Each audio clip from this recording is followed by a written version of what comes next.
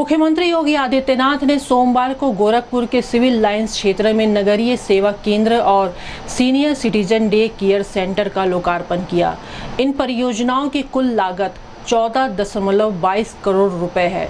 इस अवसर पर मुख्यमंत्री ने कहा कि लोकतंत्र में संवाद आवश्यक है। संवाद के माध्यम से ही समस्याओं का समाधान, कारोबारी सुगमता और जीवन सुगमता सुनिश्चित की जा सकती है। लोकतंत्र की सफलता जनता की अधिक से अधिक सुनवाई करने और उन्हें सुविधा प्रदान करने में निहित है। उन्होंने लोकतंत्र में जनता को जनता जनार्दन मानते हुए आगे बढ़ने की आवश्यकता पर बल दिया। मुख्यमंत्री ने कहा कि भारत प्रधानमंत्री नरेंद्र मोदी के नेतृत्व में विकास की नई ऊंचाइयों को छू रहा है और विश्व की चौथी सबसे बड़ी अर्थव्यवस्था बन गया है। उन्होंने कहा कि देश की समृद्धि सबका ध्येय होना चाहिए। इसी भावना से उत्तर प्रदेश में नगरीकरण का विस्तार हो रहा है। मुख्यमंत्री ने गोरखपुर के विकास पर प्रकाश डालते हुए कहा कि आज यह पूर्वी उत्तर प्रदेश के 5 करोड़ लोगों के लिए शिक्षा, चिकित्सा, कारोबार और रोजगार का केंद्र बन गया है।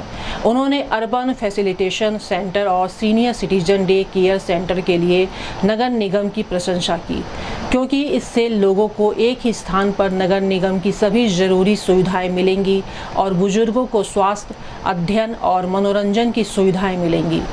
मुख्यमंत्री ने नागरिकों से मोहल्ला सफाई समितियां बनाने, वेंडिंग जोन बनाने और दिन में स्ट्रीट लाइट न जलने देने का आह्वान किया। इस अवसर पर एमएलसी एवं भाजपा के प्रदेश उपाध्यक्ष डॉक्टर धर्मेंद्र सिंह, विधायक फतेह बहादुर सिंह, विपिन सिंह, प्रदीप शुक्ला, नगर निगम के उप सभापति धर्मदेव चौहान, पार्षद अजय राय आदि प्रमुख रूप से उपस्थित रहे। नगर निगम गोरखपुर के द्वारा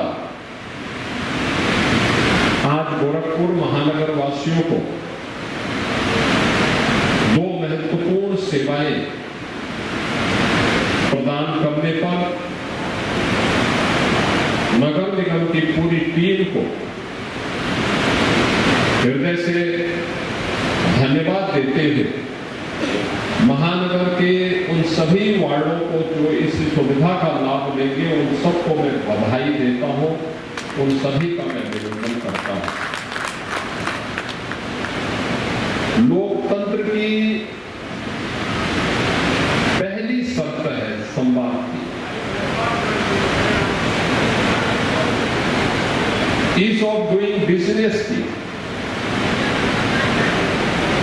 और ईज ऑफ लिविंग की।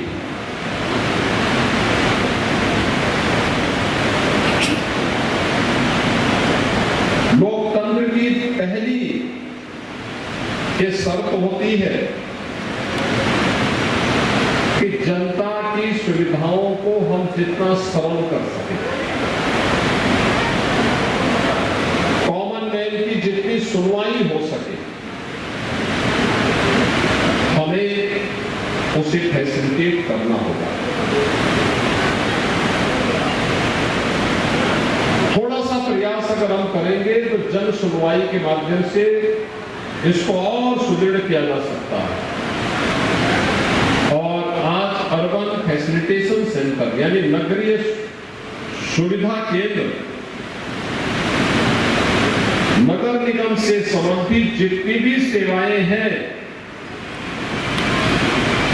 उन सभी सेवाओं के लिए अब नगर निगम कार्यालय में जाने की आवश्यकता नहीं, बल्कि 16 वार्डों को इस अर्बन फैसिलिटेशन सेंटर में, नगरीय सुविधा केंद्र में वे सभी प्रकार की सुविधाएं एक छत के नीचे यहां पर प्राप्त होंगी। इस दृष्टि से आज इसका शुभारंभ गोरखपुर क्लब के पास इसे प्रारंभ किया जा रहा है। मैं इसके लिए नगर निगम के महापौर जी को और सभी पार्षदों को हृदय से बधाई देता हूं, अपनी शुभकामनाएं भी देता हूं। साथ यहां पर एक नई सुविधा सीनियर सिटीजन केयर सेंटर, जितने भी बुजुर्ग नागरिक हैं उन सभी बुजुर्गों के लिए सुविधा यहां पे बन सके।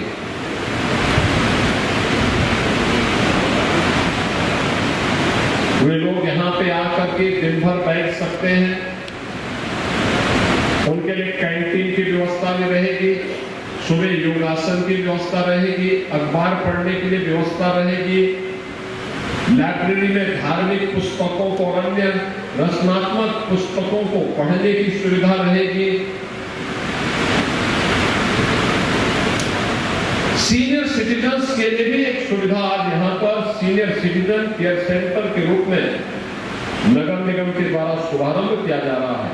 मैं नगर निगम को इस सुविधा के लिए भी हृदय से धन्यवाद देता हूँ। इस बदलाव में आम जनमानस को भी जोड़ना पड़ेगा। याद करना, कोई भी बदलाव तभी प्रभावी होता है जब आम जनमानस उसे एक जन आंदोलन के रूप में लेती है। अगर हम उस सुविधा को केवल एक औपचारिकता बना लेते हैं, उस सुविधा को केवल एक औपचारिकता बना करके कुछ लोगों तक सीमित कर देते हैं, तो उसका वास्तविक लाभ आम जनमानस को नहीं मिल पाएगा और उस योजना कभी सफल नहीं हो सकती, कभी नहीं सफल हो सकती है। योजना को सफल करना है तो उसकी पहली शर्त होती है कि हमें उस योजना को आम जनमानस के लिए सुलभ बनाने के लिए आम जनमानस को उसके साथ जोड़ना पड़ेगा। ये जुड़ने का भी है और जोड़ने का भी है।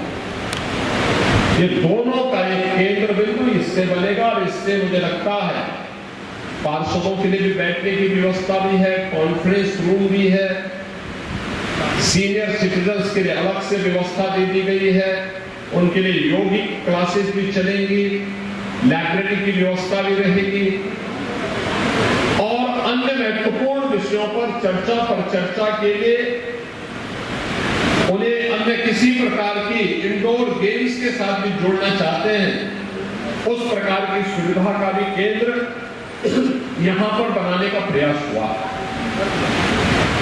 बहनों भाइयों, ये बदले हुए प्रदेश में जब दुनिया आगे बढ़ रही है, भारत विकास की एक नई ऊंचाई को प्राप्त कर रहा है। आज आप देख रहे होंगे भारत दुनिया की चौथी बड़ी अर्थव्यवस्था बन गया है।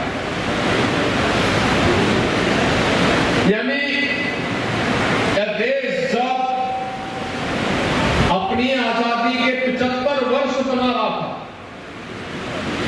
आजादी के अमृत महोत्सव वर्ष में उत्तर प्रदेश ने, देश ने उस ब्रिटेन को, जिस ब्रिटेन ने लगभग 200 वर्षों तक भारत पे शासन किया, उस ब्रिटेन को पछाड़ करके दुनिया की 5वीं बड़ी अर्थव्यवस्था 2022 में भारत बना था और आज हमारा देश जापान को पीछे करते हुए दुनिया की चौथी बड़ी अर्थव्यवस्था बना है। इसके लिए हम प्रधानमंत्री मोदी जी का, केंद्रीय मंत्रिमंडल का और उन सभी लोगों का जो भारत के आर्थिक विकास में योगदान दे रहे हैं, उन सभी का हृदय से अभिनंदन करते हैं।